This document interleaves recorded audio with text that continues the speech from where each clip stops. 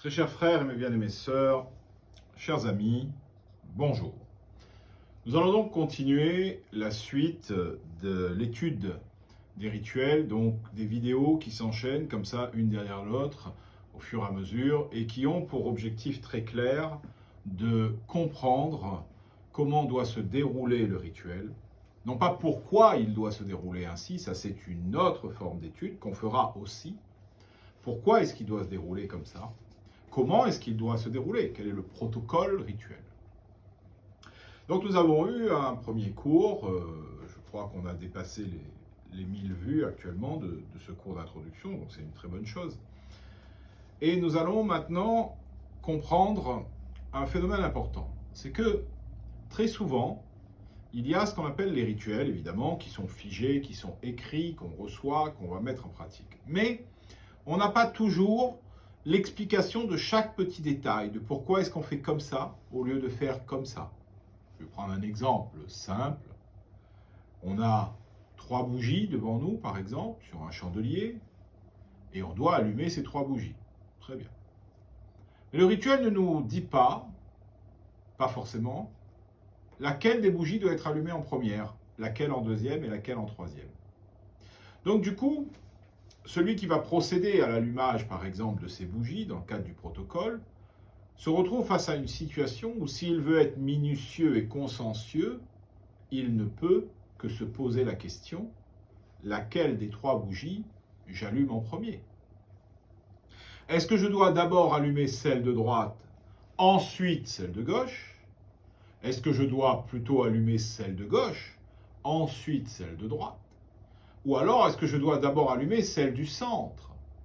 Et si j'allume d'abord celle du centre, laquelle j'allume après? Celle de droite ou celle de gauche? Donc, toutes ces questions-là donnent lieu, effectivement, à de la réflexion, à de la recherche, basée sur des connaissances initiatiques, et qui va faire appel à une forme d'expertise qui nécessite de connaître le mécanisme du rituel. Donc, ça, c'est une deuxième partie des choses. Et pour comprendre ça, on va pouvoir à un moment donné statuer. Donc il est nécessaire évidemment la plupart du temps ce qu'on appelle un 95e degré, grand patriarche conservateur du rite, patriarche grand conservateur du rite, c'est pareil, qui a donc été formé à cela par ses pairs, puisse intervenir pour trancher. Donc il prend une décision et il tranche. Ce qui est intéressant, parce qu'on va rester sur cet exemple des 3 bougies, ce qui est intéressant, c'est que dans une loge, il va trancher en disant qu'on doit d'abord allumer celle de gauche, puis celle de droite et en dernier celle du centre. Mais dans une autre loge, il va trancher en disant qu'on doit d'abord allumer celle du centre, puis celle de droite, puis celle de gauche. Et bien évidemment, si des membres de chacune des loges se rendent compte, ils diront « mais enfin, tu te trompes, c'est comme je fais qui est bon et pas comme tu fais. » Et inversement. Mais ils n'auront pas une vision globale de la situation. Je vais prendre un exemple très simple. Un temple maçonnique est censé être construit, on a fait un cours sur un temple maçonnique, je vous invite à le regarder, est censé être construit selon des règles très précises. Respecter déjà à minima des directions. L'Orient, l'Est, le lever du soleil, tout ça, ça a un sens, une symbolique. Ça ne se trouve pas dans un angle, évidemment. Mais il s'avère, et c'est une réalité terrain, que par moment, lorsqu'il y a un temple maçonnique, on ne pouvait pas le construire conformément aux règles qui auraient été l'idéal. Et donc, du coup, on va retrouver un symbolisme. Et on peut très bien avoir un Orient qui sera en fait à l'Occident ou au Nord. Pourquoi pas? Et donc, du coup, ça sera un Orient symbolique, mais pas un Orient réel. Nous étions en loge hier, d'ailleurs, parce qu'aujourd'hui, on est en 5 avril, ou le 6 avril plus exactement, dimanche 6 avril je crois, donc samedi 5, donc on était en loge, dans une loge du RAPMM, loge égyptienne, et justement on explicitait cela à une jeune apprentie, et cette jeune apprentie disait mais alors comment faire? Moi quand je rentre dans le temple, pour moi l'Est il est en face de moi, donc forcément, bon. Je lui dis, écoute, aujourd'hui on a de la chance. On a de la chance parce qu'avec la technologie, dans quasiment tous les téléphones, soit nous avons une boussole, soit nous pouvons le télécharger dans les applications, cette boussole. C'est gratuit. Et la boussole détermine où se trouve l'Est, l'Ouest, le Nord et le Sud. Et à partir de là, on peut construire son espace rituel là-dessus. Prenons un autre exemple pour comprendre cela. Imaginons que nous ayons non point un rituel symbolique, mais un rituel opératif, un rituel théurgique à effectuer concrètement. Et que pour ce faire, il faut que la première force qui soit prise soit celle du feu, celle du soleil, celle qui se trouve à l'est. Il est évident que si on pratique cela dans un temple qui est orienté vers l'Occident ou le Nord avec un Est symbolique et qu'on ne le fait pas face au réel Est, eh bien on aura, entre guillemets, au niveau des éléments, au niveau de la théurgie, un petit souci. Et donc il est important à ce moment-là de savoir ce qu'il en est. L'expert, quand il va construire son rituel, parce que l'expert précède dans les travaux, on va le voir dans un instant, là j'introduis le sujet, bien évidemment, eh bien l'expert, lui, a déjà reçu ses formations et ses connaissances, ou en tout cas une grande partie, et il sait exactement comment faire pour s'adapter selon le temple. Mais, de temps en temps, certains experts, qui peuvent être appelés rapidement pour donner un coup de main dans une autre loge, comme on l'a souvent vu, n'ont pas la présence d'esprit de se dire « Tiens, je vais vérifier un coup l'orientation du temple ». Donc, ils déroulent tout un rituel et puis ils ne se posent pas la question. C'est dommage. Il n'est pas mal intentionné, on est bien d'accord, mais c'est juste que, bon, il n'y a pas porté attention. Donc, il faut être effectivement vigilant là-dessus et avoir une connaissance pour nous permettre de statuer sur comment nous allons faire dans tel temple, dans telle loge, dans tel hémisphère. Et la conclusion de l'introduction va être sur les hémisphères. Alors, il y a deux hémisphères. Bien. Un hémisphère nord, un hémisphère sud. Puis il y a la ligne au milieu. OK. Lorsque nous nous trouvons, moi je réside à l'île de la Réunion, dans l'océan Indien, et lorsqu'on est au mois de décembre, le 21 décembre, je peux vous garantir qu'on n'est pas avec des manteaux. Il fait extrêmement chaud. Dans les îles, c'est comme ça. Par contre, effectivement, si on était à Marseille ou à Paris, eh bien, il ferait froid. Et donc là, il y aurait la neige et il y aurait les manteaux. Ça veut dire qu'à un même moment, 21 décembre, je me retrouve avec dans un côté, dans un hémisphère, je me retrouve à être en été, et dans un autre hémisphère, je me retrouve à être en hiver. Très bien. Donc là, nous comprenons, nous abordons en fait ce qu'on ne va pas développer, mais nous abordons le concept des solstices et des équinoxes. Et donc, évidemment, ça fait référence au rituel des Saint Jean, Saint Jean l'Évangéliste et Saint Jean Baptiste. Eh bien, si un rituel est appliqué d'un point de vue purement symbolique, à ce moment-là, on peut l'appliquer n'importe comment et n'importe quand. Mais un rituel est-il réellement que symbolique?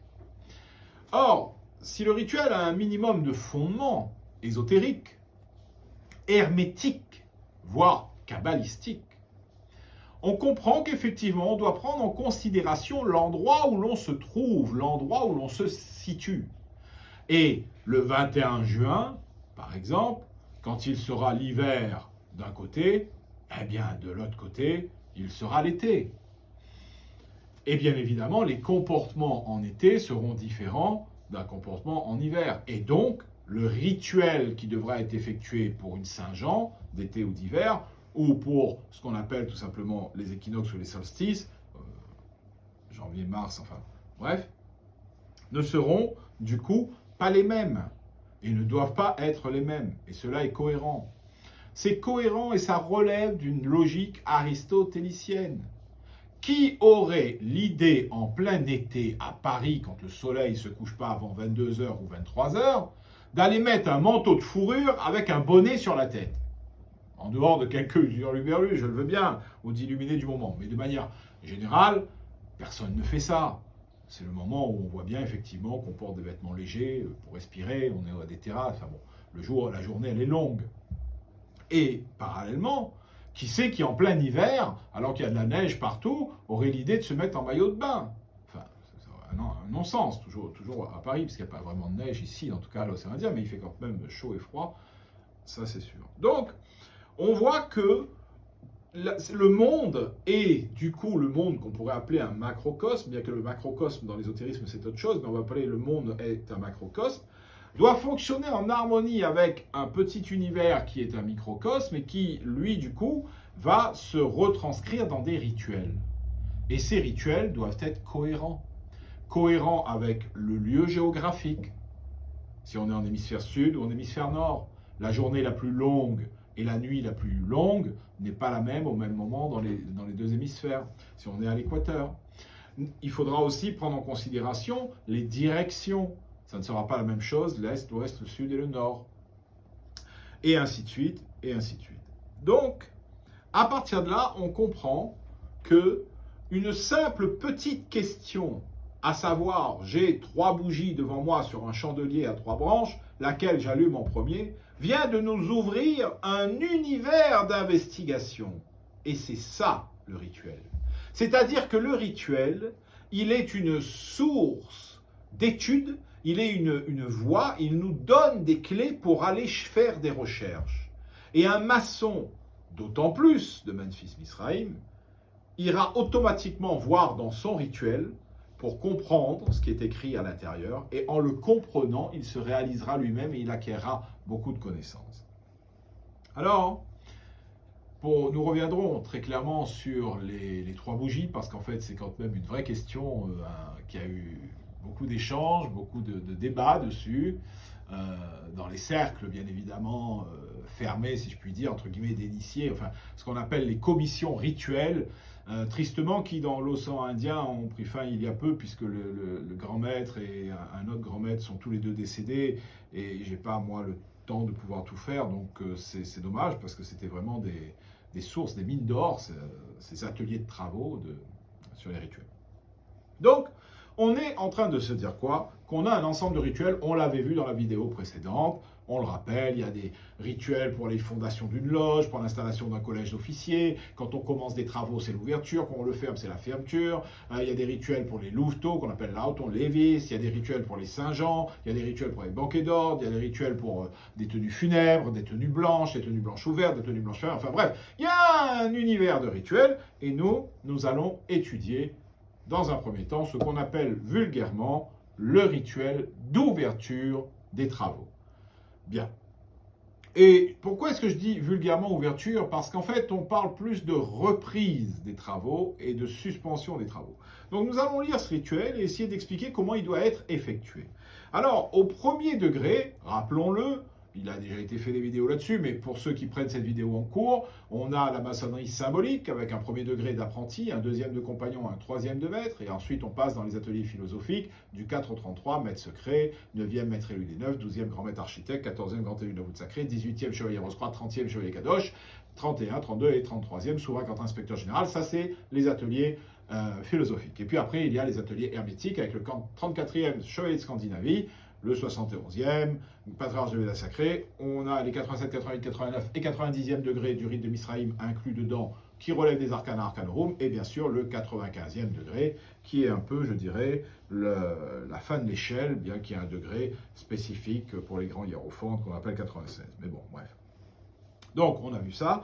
On comprend que dans tous ces rituels, ce qu'on va étudier en premier, c'est ce qui est le plus utilisé, qu'on va pratiquer de manière régulière dans le cadre de la loge, bien évidemment, quand on se réunit 2 fois par mois ou 1 fois par mois, quand on ne peut pas le faire 2 fois, voire 3 fois pour ceux qui peuvent avec les tenues d'instruction.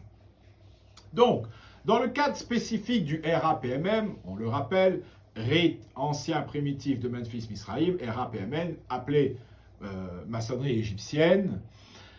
Dans ce cadre-là, nous avons 2 rituels d'ouverture actuellement utilisés, connus, reconnus. Un qu'on appelle le rituel long et l'autre qu'on appelle le rituel court, et donc qui ont 2 déroulés rituels différents. Et nous allons donc les voir ensemble. Et dans un premier temps, dès le début, nous allons voir les 2 simultanément pour l'ouverture. Alors pourquoi? Parce que il n'y a pas d'explication fournie dans le cadre du rituel court sur comment est-ce qu'on entre dans le temple, dans quel ordre, et ainsi de suite. Tandis que dans le cadre du rituel long, on nous explique certains éléments. On va donc travailler avec ce livre qui comporte tous les rituels. Donc Joseph qui est décédé, qui est mort, qui est passé à l'Orient éternel. Et nous allons voir en page 102 l'ouverture des travaux pour le rituel court. Et ensuite, en page 120, nous avons l'ouverture des travaux pour le rituel long. Alors très bien. Donc, je lis simplement ce qui est écrit. Donc, page 102, ouverture des travaux au premier degré symbolique. Et là, directement, il est écrit VM, c'est-à-dire Vénérable Maître. Il frappe un coup de maillet, on a le symbole. Et il dit, salut sur tous les points du triangle et honneur à l'ordre. Prenez place, mes frères, je vous invite à laisser les métaux à la porte du temple et à faire en vous-même le silence intérieur. Bien. Et là, tout de suite, il interpelle le second surveillant. Quel est le premier devoir d'un surveillant en loge? Alors, c'est quand même extraordinaire parce que tout le monde est content d'avoir un rituel où on nous dit, voilà, le véné, il dit ceci, cela et tout. D'accord, mais le vénérable maître, il est arrivé comment dans le temple? Il est rentré. Est-ce qu'il est rentré en premier avant tous les officiers? Est-ce qu'il est rentré en dernier après tous les officiers? Est-ce que lui et les officiers sont rentrés avant les apprentis compagnons maîtres? Ou est-ce que ce sont les apprentis compagnons maîtres qui sont rentrés avant et ensuite ce sont les officiers? Et qui les a conduits au final? Est-ce qu'ils sont allés par eux-mêmes? Est-ce que quelqu'un les a guidés? Ce qu'on appellerait un MDC, maître de cérémonie? Est-ce que eh bien, tout ça n'est pas écrit. Et comme là, ça n'est pas écrit, à moins d'être devin ou d'inventer n'importe quoi, ben, il est compliqué de savoir ce qu'il faut faire. Et c'est là où intervient la tradition, où intervient les fameux maîtres du rituel, si je puis dire, qui vont effectivement guider. D'autre part, on va prendre maintenant le début du rituel long, et on va voir qu'est-ce qui est écrit. Alors, ouverture des travaux, rituel long, premier degré symbolique, entrée en loge. Là, on nous dit colonne d'harmonie, musique. Ok. Ensuite, tous les sœurs et frères, les frères sont donc tous les décorés dans le pronaos avant l'entrée. Je vous rappelle, il y a une première partie pronaos qui est avant l'entrée, le Oulam, deuxième partie, donc là où se trouve le Naos, et puis ensuite là où se trouve le vénérable maître à l'Orient. Et on voit que l'expert pénètre seul dans le temple désert, vérifie la bonne ordonnance des choses, allume le feu sacré sur l'autel du Naos et le charbon du brûle-parfum et revient à la porte qu'il ouvre toute grande. Aucune autre lumière dans le temple, aucun parfum dans la cassolette. Bon. En l'absence de l'expert installé, ce travail sera effectué par un ancien expert ayant reçu régulièrement les mots ou un vénérable maître installé. Très bien. Donc là, on comprend quoi? On comprend que dans le cadre du rituel long, avant que qui que ce soit rentre à l'intérieur, il y a un expert qui rentre. Ok. Mais on comprend aussi une chose qui est scripturalement écrite. Avant même l'expert, il y a la colonne d'harmonie et il y a la musique. Mais pour qu'il y ait la musique et la colonne d'harmonie, c'est-à-dire pour que quelqu'un, un technicien, ait mis un morceau de musique, encore faut-il que celui qui remplisse le rôle de la colonne d'harmonie soit rentré à l'intérieur et effectivement ait allumé, mis la musique. Ceci, dans ce rituel, est une erreur. Ceci est excellent dans le rite templier, et effectivement, on pratiquait tous les rites, donc je peux comprendre qu'ils l'ont mis sans faire exprès ou qu'ils ont fait une erreur. Mais en aucun cas, le maître de la colonne d'harmonie ne va entrer, comme c'est écrit là, avant l'expert. Non. L'expert va rentrer, effectivement, il va faire ce qu'il a à faire, et lorsqu'il sort, le couvreur rentre dans le temple, et le maître de la colonne d'harmonie, le frère Atalan, rentre tout de suite, ou la sœur, et va direct à son plateau, et il met là un morceau. Mais il n'y a pas de morceau avant que l'expert rentre. Tandis qu'effectivement, pour ceux qui sont de rite templier, à qui je fais un clin d'œil, évidemment, c'est d'abord celui qui est à la colonne d'harmonie qui rentre et pas l'expert. On est bien d'accord. Mais là, ce n'est pas le cas. Il y a donc là une erreur dans ce rituel. Comme présenté. Une erreur qui, entre nous soit dit, n'est pas non plus dramatique. Ce n'est pas la fin de l'univers. Bien. Mais c'est une erreur. Alors, donc, toujours, on continue sur le rituel long avant de revenir au rituel court, parce que le rituel long nous explique qu'est-ce qui se passe avant que le vénérable commence à mettre un coup de maillet et à ouvrir ses travaux. Donc, l'expert pénètre seul dans le temple désert. Bien. Alors, déjà, il pénètre seul. Ça veut dire qu'il n'y a que lui individuellement qui pénètre. Mais il faut être cohérent. S'il pénètre seul et qu'il y a aussi la colonne d'harmonie à l'intérieur, il n'est plus seul. Ils sont deux. Donc, on est deux, on n'est pas seul. Donc, c'est bien qu'il y en a un des deux qui ne devrait pas y être, en l'occurrence le maître de la colonne d'harmonie. Et il pénètre seul dans le temple qui est désert. C'est-à-dire le temple lui-même, il doit être désert. Bien. Il vérifie la bonne ordonnance des choses. Alors ça, c'est intéressant. Il vérifie la bonne ordonnance des choses. Pourquoi? Je ne comprends pas. Où est-ce qu'on nous a dit que quand on entrait dans le temple, il était déjà ordonnancé? Il était déjà dressé, quoi, mis en place. On a mis les plateaux, on a mis les nappes, on a mis les bougies, les bougeoirs, et ceci et cela. Nulle part. Mais quelqu'un qui prend ce rituel pour la première fois de sa vie, il faudrait peut-être qu'on lui dise, écoute, avant de commencer, il faut que tu passes un balai dans le temple, parce que c'est ça la première chose à faire. Tu le purifies, tu le nettoies, donc la propreté, et ensuite, tu mets la nappe, tu mets ceci, tu mets cela. Donc là, ça n'est pas stipulé. Donc effectivement, ça, il faut l'enseigner, on le voit en assistant aux tenues, et donc ça fait partie de la tradition orale, et non plus écrite. que tout le monde peut acheter dans un magasin, mais il ne pourra pas réaliser ce rituel, il ne peut pas deviner ce qui doit commencer. Bien. Donc, on continue. La bonne ordonnancement. Alors, il allume le feu sacré sur l'autel du Naos. Bon, on comprend que l'expert allume un feu sur ce qu'on appelle un Naos, l'autel du Naos, et que ce feu est sacré. Alors là, on peut quand même se poser une question. Il l'allume comment? Alors, je vais être plus précis dans ma question. Il allume un feu. Quel feu? Une bougie? Ok? Une lampe à huile, avec un moitié d'eau, moitié d'huile et une mèche? Ou alors c'est des morceaux de bûche qu'il allume? C'est quoi? Quel feu? Bon, il allume un feu sacré. Ok. Maintenant, quand il l'allume, il utilise quoi du coup? Il l'allume comment? Avec des allumettes? Où il y a du soufre au bout du bâton d'allumette? Ou alors avec un briquet? Ou un chalumeau? Bon, donc, ça, tout ça, c'est une manière de faire. Bien. Maintenant, quand on veut être plus précis, déjà, je connais un expert qui est un excellent expert, qui justement est très précis, eh bien, on va poser la question suivante. Dois-je l'allumer verticalement ou horizontalement? Alors là, la première fois qu'on pourrait poser une question comme ça, on se dit de quoi on parle? Imaginons qu'on a une bougie, voilà, et qu'on doit l'allumer. Et qu'on vous dit, vous allez l'allumer horizontalement ou verticalement? Attends, horizontal, c'est ça, vertical, c'est ça. Donc si j'allume en verticalement, c'est ça. Si j'allume en horizontal, c'est ça, ou alors c'est ça. Ah d'accord. Donc du coup, dois-je apporter le feu en venant en ligne directe vers le cierge? Ou dois-je faire descendre le feu vers le cierge? C'est une bonne question, remarque, puisque symboliquement, ça signifie quelque chose de différent. Parce que si je viens avec mon boute-feu, allumette, bougie, peu importe, allumer le cierge comme ceci, je fais une ligne droite, et donc j'ai un travail, un rapport qui se fait sur un plan horizontal. Une fois que je suis ici, je peux le retirer comme ça, ou je peux l'amener vers le haut. Donc je fais une équerre qui va monter vers le haut. Très bien. Ou alors, j'allume et je descends du haut vers le bas. Et ensuite, je le répands. On a toujours une équerre, mais on a pris en haut, on a fait descendre en vertical, et on l'a ramené dans ce monde en version horizontale au niveau de l'équerre. C'est-à-dire qu'on est un peu, entre guillemets, je tiens à préciser, comme Prométhée. Nous avons pris le feu sacré du divin, nous l'avons amené pour les hommes. Donc il y a une manière d'allumer le feu. Même dans la gestuelle, il y a une méthode. Et tout cela doit s'apprendre, se connaître, se maîtriser. Bien évidemment, ça c'est le travail de l'expert. On ne demande pas à un apprenti de connaître ça sur le bout des doigts. Par contre, un expert, oui. Quand même, s'il porte le titre d'expert, ce serait bien qu'il soit expert dans quelque chose. Bien. Donc là, on a compris qu'il y a un feu sacré et qui est placé où? Sur un autel, qu'on appelle le Naos. Alors, ce Naos, il faut définir ce que c'est. Parce que si on ne sait pas ce que c'est qu'un Naos et ce que c'est qu'un autel et ce que c'est que l'autel du Naos, mais à ce moment-là, on n'a strictement aucune idée de où doit se trouver cette bougie. D'autre part, ce Naos a une forme. Est-ce que cette forme, elle est figée?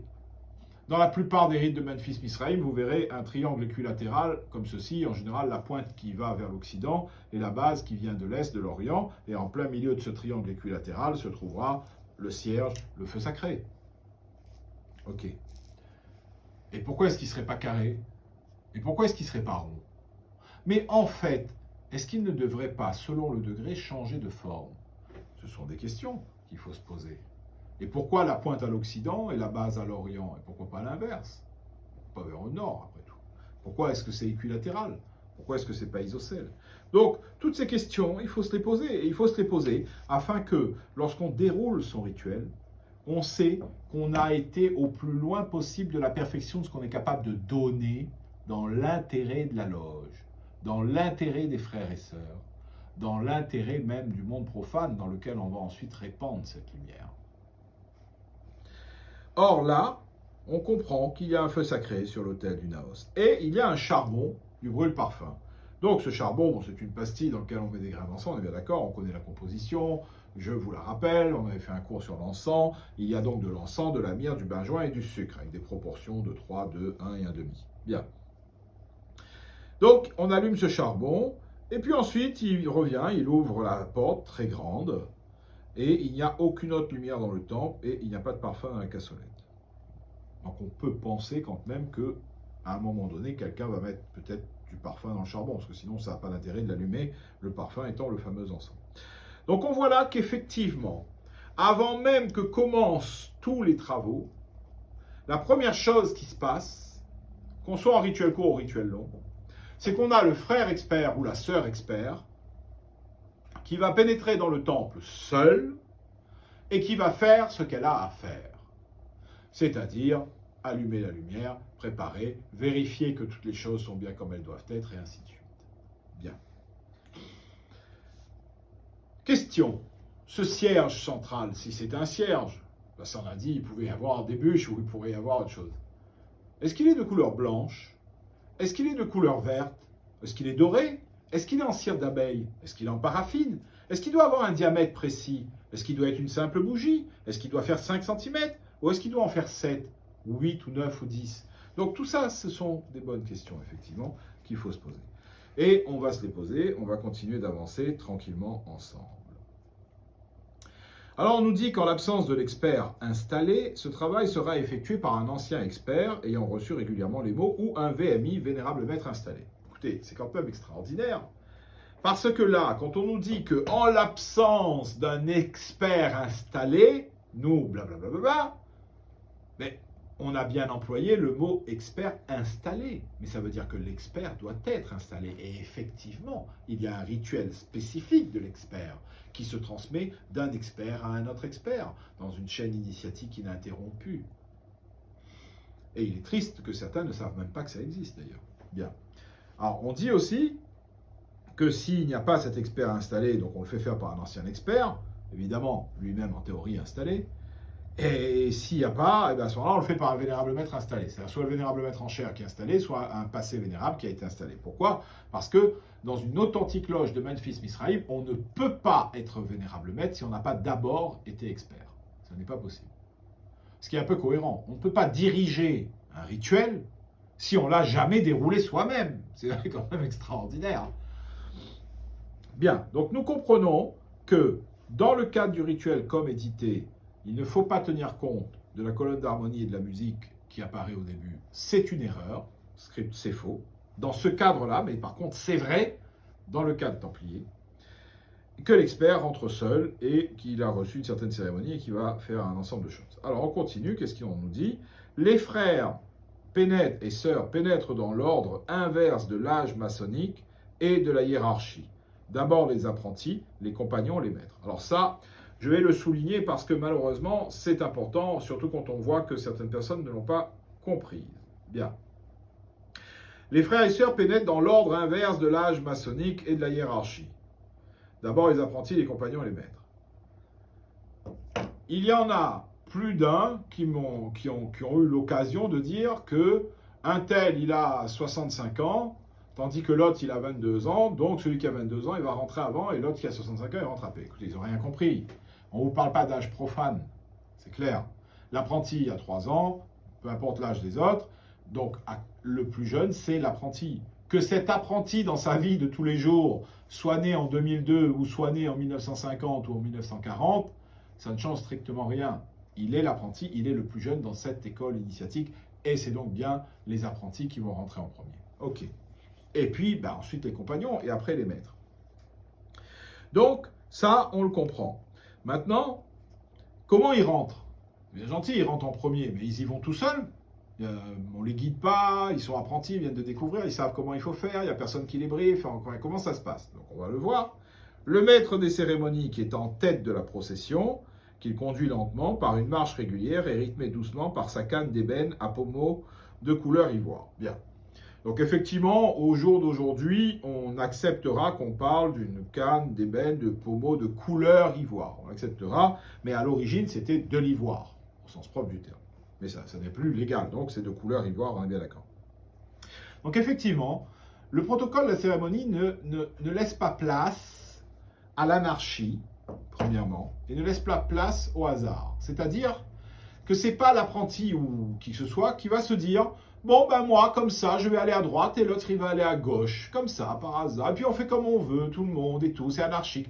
Ça n'est pas ça. Et on le voit des fois dans certains temples où il y a un tohu-bohu, où tout le monde parle, tout le monde s'exprime, que ça part à gauche, ça part à droite, on ne comprend pas qui rentre, qui sort, comment, pourquoi. Ça, c'est exactement le contraire, l'opposé de ce qu'il faut faire. C'est bien le maître des cérémonies qui pénètre dans le temple avec sa canne, et c'est lui qui dit aux apprentis de le suivre. C'est-à-dire que si le maître de cérémonie rentre et qu'il ne leur dit pas de se le suivre, ils n'ont pas à le suivre. Ils n'ont pas reçu l'ordre de le suivre, donc ils restent où ils sont. Sinon, ça veut dire qu'ils décident par eux-mêmes de rentrer et de le suivre. Mais en fait, ils ne le suivent pas, ils font ce qu'ils veulent. Or, ils ne sont pas là pour faire ce qu'ils veulent, ils sont là pour faire ce qu'on leur enseigne pour leur bien. Donc, ils vont suivre effectivement le maître de cérémonie. Alors là, on peut se poser une question. Quand on entre dans le temple, donc évidemment, on vient d'une partie extérieure. On a compris, on appelle ça pro-naos, et puis à l'intérieur, on va appeler ça naos. Ok. Oulam, ekal, eral. Ok. Mais pour qu'on différencie les deux, il faut qu'il y ait une séparation. Donc forcément, il y a au moins un mur. Et puis, pour pénétrer du coup dans l'endroit, c'est qu'il y a un endroit où je peux rentrer. Donc il y a une porte. Très bien. Alors, posons une question. Quand je franchis cette porte, je la franchis avec quel pied en premier? Le pied droit ou le pied gauche? Donc cette question, elle est importante. Pourquoi elle est importante? Parce que sinon, ça veut dire que chacun il franchit comme il veut et donc on laisse libre au hasard. Et ce n'est pas ce qu'on va faire. Bien. Donc ça, on le verra un peu plus tard. Alors, on exécute cette entrée gravement par le nord, donc on va vers la gauche, donc le septentrion. Les apprentis exécutent un tour et prennent place. Les compagnons exécutent 2 tours et prennent place. Les maîtres exécutent 3 tours et prennent place. Bon, là-dessus, je ne vais pas le relever. Il y a plusieurs écoles. Les 1 tour, 2 tours, 3 tours, tout le monde 3 tours, pas tout le monde, les officiers un seul. On va dire que ce n'est pas fondamentalement important. Le plus important, c'est qu'il y ait eu au moins un tour qui soit effectué dans le sens des aiguilles d'une montre. Donc en entrant, on commence par aller vers la gauche, puis on revient sur la droite. Lorsque tout le monde est debout, immobile et silencieux, le maître de cérémonie va annoncer l'entrée du collège des officiers, qui doit être mis dans une position spécifique. Et donc on verra dans un instant.